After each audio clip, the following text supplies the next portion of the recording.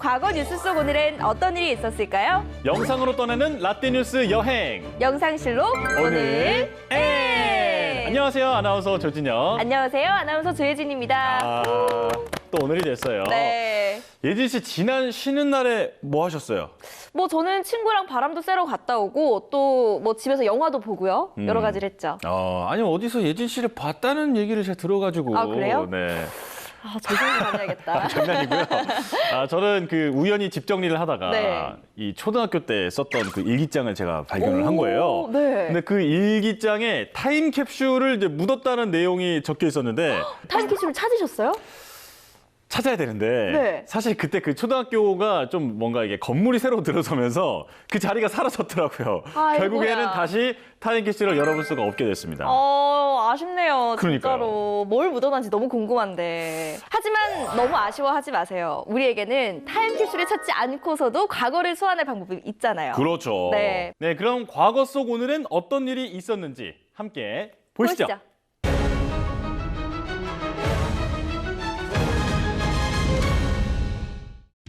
2009년 3월 15일 오후 5시 50분 예멘의 남동부의 고대 도시 시밤에서 갑작스러운 폭발물이 터지는 사고가 발생했습니다. 현지 여행사 관계자는 전날 시밤을 둘러봤던 관광객들이 일몰 시간에 이곳을 한 번 더 봤으면 좋겠다고 해서 유적지를 둘러보던 중이었는데요. 갑작스럽게 발생한 폭발 사고로 유적지를 둘러보던 한국인 관광객 18명 가운데 4명이 목숨을 잃고 3명이 다쳤습니다. 너무 충격적인 사건이었죠. 이 폭발 사고가 외국인을 상대로 한 테러가 아닌가 하는 가능성도 제기가 됐었잖아요. 그런데 예멘이 위험 국가로 분류되고 있던 시기는 아니었나 보네요. 네, 당시에는 그 분쟁은 조금 있었지만 큰 내전이 있던 상황은 아니라서 그런 이제 위험 국가로 분류되지는 않았던 상황이었어요. 이 관광단은 9박 10일 일정으로 예멘 여행을 계획하고 온 건데요. 3월 10일 예멘 수도 사나에 입국했고 14일부터 15일까지 시밤과 세이윤 관광을 마치고 18일 귀국할 예정이었습니다. 하지만 폭발 사건 발생 후 사상자를 제외한 관광객 중 일부는 귀국길에 올랐습니다. 맞아요. 일단 안전이 최우선이니까요. 그런데 왜 우리나라에 이런 폭발 사고를 낸 건지 의문인데요. 혹시 우리나라에 대한 그 반감정이 있던 누군가가 폭발물을 설치했던 거는 아닐까요? 합리적인 의심인 게 네. 예멘에서 그 앞선 테러 사건들을 보면 2008년 1월에 그 벨기에 관광객들이 무장교환의 무차별 총격으로 2명이 숨지고 4명이 다치는 일이 있었거든요. 그리고 그해 9월에는 미국 대사관에 폭탄 테러 공격이 발생해서 16명이 숨지기도 했습니다. 조사 결과 이 폭발 사건은 국제 테러 조직 알카에다의 10대 조직원에 의한 자살 폭탄 테러로 판명됐는데요. 이후 예멘에서는 테러 용의자 12명 중 6명이 검거됐습니다. 이틀 뒤인 27일 이슬람 웹사이트를 통해 알카에다라고 자신을 밝힌 이들은 이 테러는 이슬람 전쟁에 참가한 한국에 대한 보복이라고 말했습니다. 그러니까요. 결국에는 한국에 대한 반감정 때문에 테러를 한 게 맞네요. 맞아요. 다시는 이런 일이 반복되지 않기를 바랍니다. 자, 그럼 이번엔 1960년으로 가볼까요? 1960년 3월 15일 대한민국 정치 역사상 아주 큰 사건이 발생합니다. 바로 제4대 대통령 선거와 대한민국 제5대 부통령 선거에서 대대적인 부정선거가 실시된 건데요. 선거 결과를 미리 분석한 이승만 정권이 정당한 선거를 통해서는 전혀 승산이 없음을 알고 권력을 동원해 대대적인 부정선거 계획을 세우고 수행했습니다. 아니, 대대적인 부정선거를 계획을 했다고요? 한 번도 아니고 연달아? 선거가 본격화되면서 정부와 여당, 야당이 선거운동을 하면서 이제 서로 방해 공작을 막 펼치기 시작하던 그런 시기였거든요.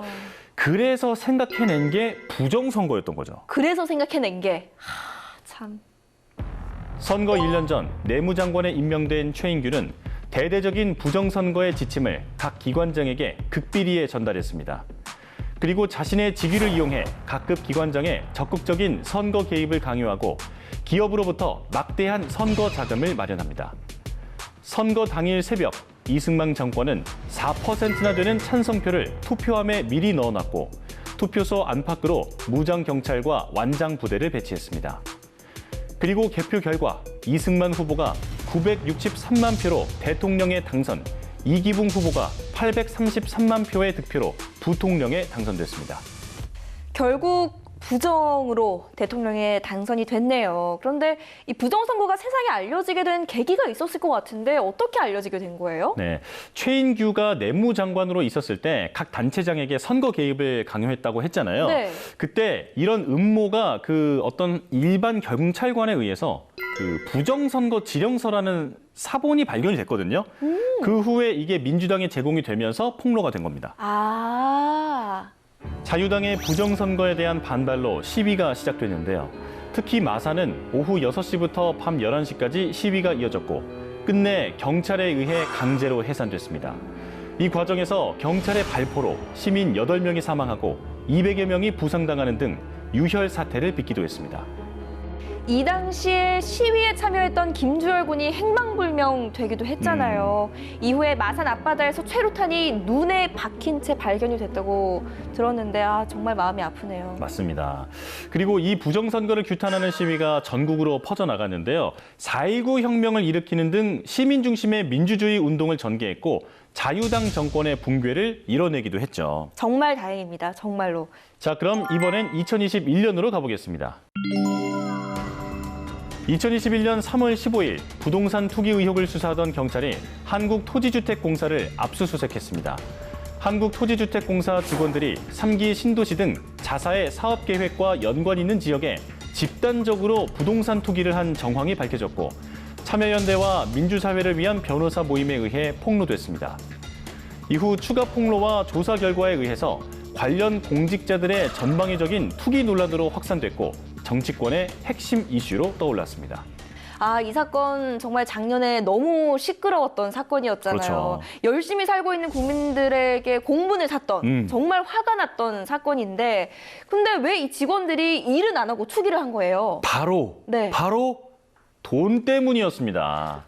정말. 본인 명의뿐 아니라 친인척 명의로 부동산을 구매해서 보상받을 명목으로 투기를 한 건데요. 네. 4,000제곱미터가량의 면적을 4명이 쪼개기로 투자하기도 했는데 그 대토 보상이 나오는 기준이 면적 1,000제곱미터 이상이라는 점을 이용해서 잘 아니까 최대한의 보상을 받기 위해서 잔머리를 썼다고 볼 수 있는 거죠. 정말 화가 나네요. 이날 부동산 투기 의혹과 관련해 전국에서 압수수색을 했고 경찰이 전방위 강제 수사에 나선 가운데 부동산 투기 의혹의 시작점이었던 LH 직원들에 대한 수사와 내사도 진행했습니다. 조사 대상은 LH와 국토부 직원 14,000여 명의 가족들까지 수만 명이었는데요. 경찰청 국가수사본부는 별도의 사무실과 인력을 배정해 부동산 투기 관련 신고와 제보를 받기도 했습니다. 그리고 이 밖에도 3월 15일에는 1902년 독립운동가 유관순 출생, 1946년 남북 우편물 교환 재개, 1951년 이란의 석유 국유화 선언, 2003년 국방부 군 복무기간 2개월 단축 발표 등 다양한 일이 있었습니다. 자, 저희가 오늘 이렇게 과거 뉴스를 하나씩 살펴봤는데요. 영상실록으로 만나본 오늘의 과거, 여러분은 어떠셨나요? 그럼 다음 시간 더 알찬 오늘의 뉴스로 만나요. 만나요. 안녕.